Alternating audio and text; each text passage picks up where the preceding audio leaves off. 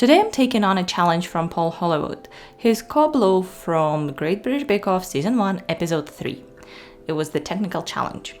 I haven't made this recipe before, so you'll see all my mistakes and or successes.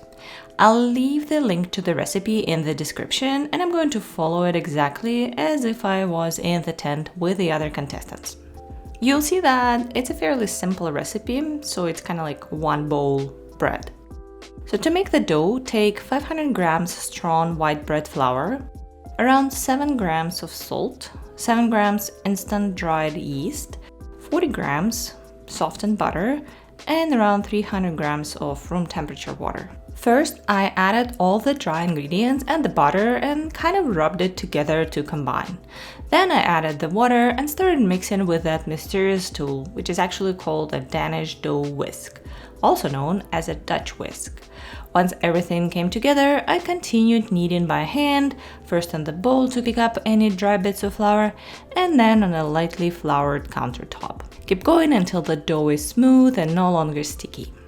It should still feel soft though, not tight or dry, but if it does feel too dry, add a few more tablespoons of water while the dough is still in the bowl and mix it in. Once the dough is ready, pop it into a greased or lightly floured bowl and cover it with plastic wrap or a damp towel. Let it proof until it doubles in size, which should take around 1 hour, but it really depends on how warm your kitchen is. When the dough is proofed, I'm shaping it into a round boule. The instructions say use your hand to roll the dough up, then turn it by 45 degrees and roll it up again. Repeat several times. Gently turn and smooth the dough into a round loaf shape. So that's basically what I'm trying to do here. Then place the shaped loaf on a baking tray or a cutting board, lined with some parchment paper, and let it proof again for about an hour. Cover it with some plastic wrap or a towel or a very large bowl like I did. In the meantime, preheat your oven to 220C or 450F and put an old empty metal roasting tin at the bottom of the oven. Once the loaf has risen, sift a little flour over the top and gently rub it in. Then make several shallow cuts to create a diamond pattern, which helps it open properly in the oven. Put the loaf on the tray if it isn't there already, and then place it in the middle of the oven.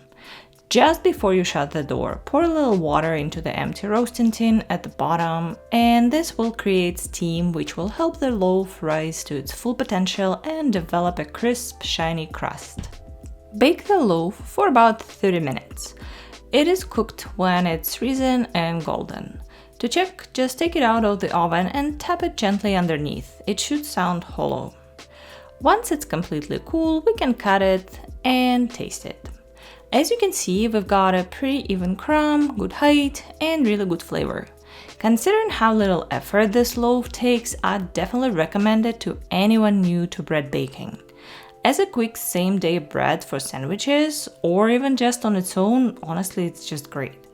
I do wonder, though, how I'd score against the bakers in the tent, but I'm pretty happy with the results. And that's it for today. I'll see you next time.